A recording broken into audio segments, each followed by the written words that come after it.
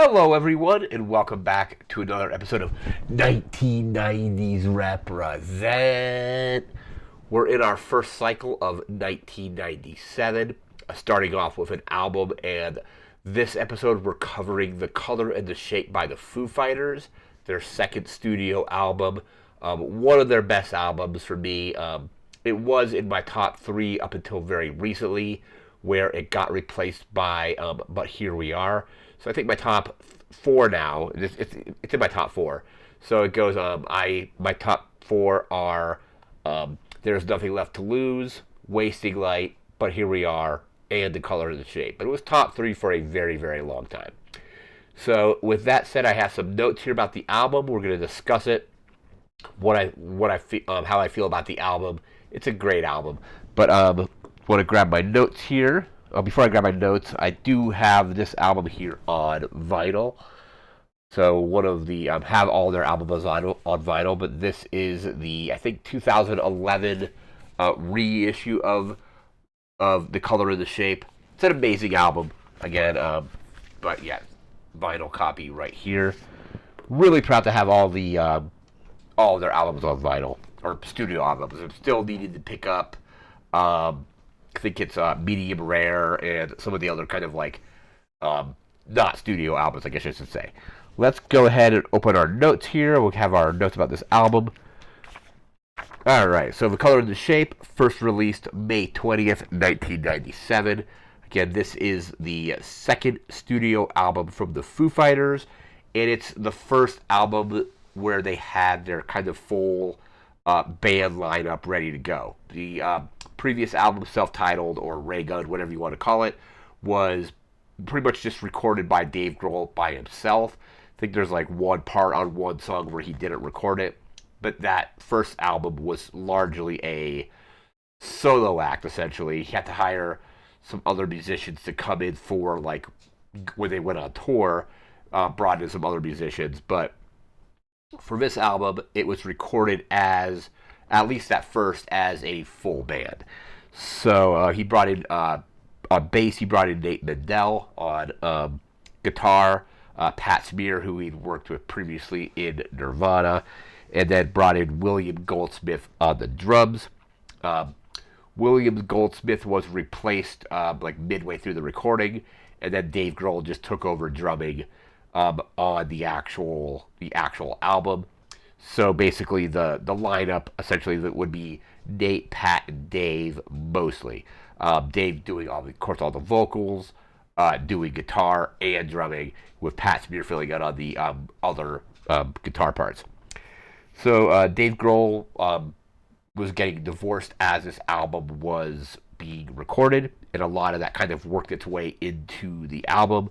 According to my research, the track listing, the way they did the track layout, was designed to kind of be like a list of things you would discuss in like a therapy session. So it starts off very quietly with Doll. It jumps right into Monkey Wrench, where it's kind of just like it goes from like 0 to like 60 really quick. Doll is very slow, but then Monkey Wrench is just like hard, like right away.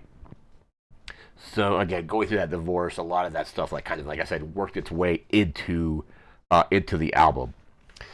The recording, they were recording it. Let me see where I wrote. The recording studio was Bear Creek Studio in Washington State. The recording didn't go very well at all. They took a break. This is kind of when William Goldsmith was replaced on drums by Dave Grohl. So basically all of the recording done in that studio was essentially scrapped, and then they moved to record the record in Hollywood instead. But like I said, it went really badly at first, and then basically all of it got kind of just discarded. It took 2 months to record it. Like I said, they started out at Bear Creek Studios, but then moved it to Hollywood at Grandmaster Recording, and that's in Hollywood. The name of the album, apparently according to the research, came from their tour manager, who would go to various like thrift stores and grab just stuff. Picked up a bowling pin, like a painted or colorful bowling pin, and the tour manager said he liked quote, the color and the shape of it. So and then that ended up the color and the shape ended up becoming the title for the album. So kind of funny thing there. I'm going to let's see, bring up our reviews here. So got pretty good reviews overall. So and it's a well reviewed album. It's definitely, like I said, like one of their higher rated albums.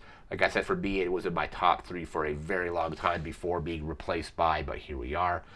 All Music gives it a 4 out of 5. Blender gave it a 4 out of 5.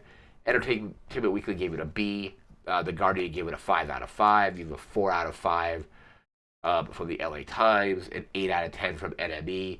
Rolling Stone only gave it a 3 out of 5, but the Rolling Stone album guide, which I think is like probably the more recent review of it, or like looking like maybe they were too harsh on it the first time, it's now a 4 out of 5.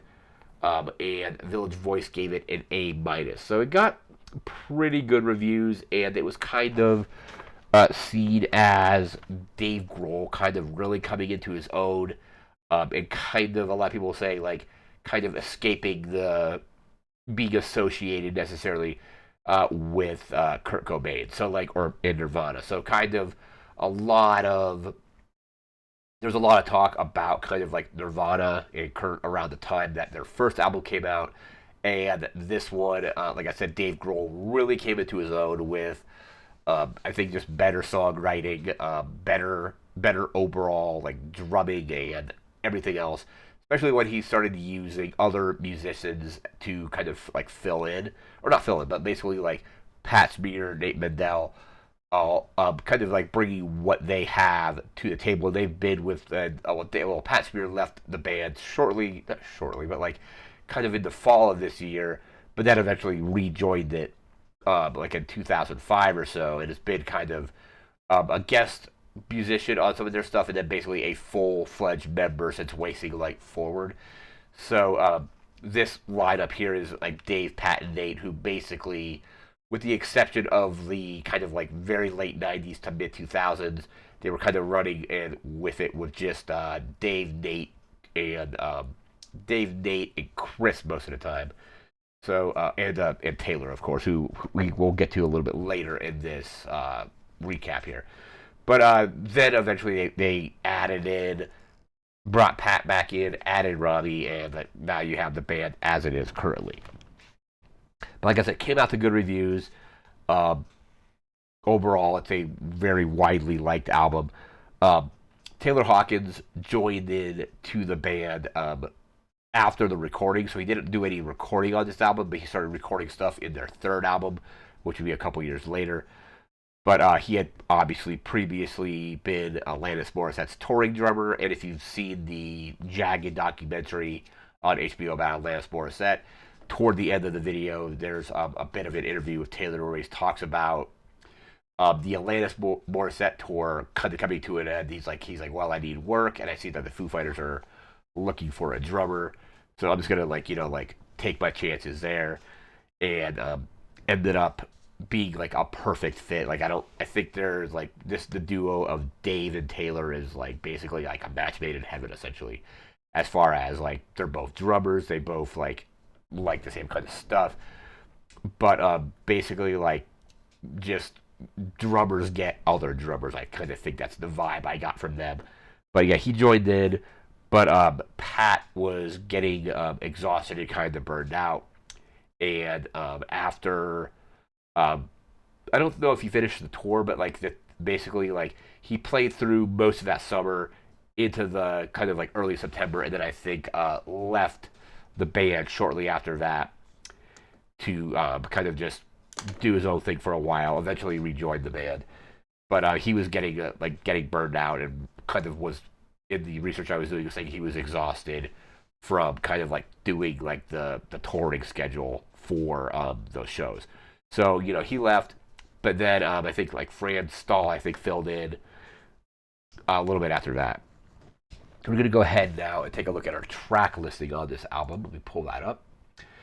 So track listing here, it's 13 tracks, comes in little under 47 minutes, so 46 minutes 57 seconds. 13 tracks here. Track 1 is Doll. That's only like a minute and a half long, or a little bit less than that. Very slow, very kind of like, it's like the tone of the song is kind of sad.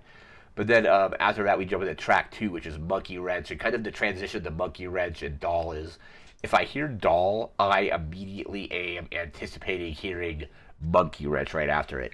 Um, with their third album, There's Nothing Left to Lose, whenever I hear Breakout, the end of Breakout, I'm expecting to hear, even if I know Learn to Fly isn't next, I'm expecting to hear it. So it's kind of like the same thing with this one. So again, track 2 is Monkey Wrench. Track 3 is Hey Johnny Park, one of the best songs on the album in my opinion. Kind of like, I think kind of like an underrated track overall. But track 4 is My Poor Brain, another awesome song there. Track 5 is Wind Up. It's a great one. Track 6 is Up in Arms. It's kind of a short song. It's a little over 2 minutes, but it's got like a really good just instrumental bit to it, and it's kind of a little bit more upbeat. Great song. Track 7 is My Hero, one of their kind of like obviously greatest hits, most iconic songs. My Hero at track 7. Track 8 is See You. Track 9 is Enough Space. Track 10 is February Stars. Track 11, one of their best songs, arguably their best song. I think I like Aurora just a little bit more, but track 11 is Everlong, and obviously it's probably their best known song overall. I think it's kind of the one that will always be associated with them. It's just a classic. Track 12 is Walking After You, and track 13 is New Way Home. So again, 13 tracks, comes in at just a little under 47 minutes. Some iconic tracks on this album. Again, My Hero and Everlong probably being the two most iconic songs on the album. Monkey Wrench being very good as well. But My Hero and Everlong, I think, are always going to just be some of their best known songs. Like I said, Everlong, a lot of people will say it's their favorite. For me, it's like probably my second favorite, right after Aurora. Aurora is just a beautiful song off There's Nothing Left to Lose, which would come out a couple years later. But just a classic album. Absolutely love it. Like I said, it was in my top 3 for a very long time, because my top 3 for a while was There's Nothing Left to Lose, Wasting Light, and The Color and the Shape. And then But Here We Are is also just amazing, and it's probably like their best album since Wasting Light. So like Wasting Light came out in 2011, but Here We Are came out in 2023. So it's their best album for a while, but The Color and the Shape is always going to be a classic Foo Fighters album. Their first album was pretty good, but I think Dave Grohl really came into his own with this one. It kind of definitely established himself as not just the drummer from Nirvana, if you kind of know what I mean. He had that kind of working against him with the first album, I think, but with this album, I think he definitely kind of got away from that, at least a little bit. But that is going to do it for this video. We'll be back again in a few days. We'll be covering a movie. Don't know exactly what movie we're going to be covering yet. We'll be doing that. And then we'll be back after that covering a video game. And then we'll be back in the 1998. It's going to be interesting going back to 1998 for this series, because I feel I covered most of the big like albums, movies, and video games of that year. So it's going to be kind of challenging, but I'm looking forward to seeing what stuff from 1998 I didn't cover in the initial series. But again, that's going to do it for now. So remember to like, comment, share, and subscribe. We'll see you again next time. Thanks again for watching. Take care and have a good one. See ya.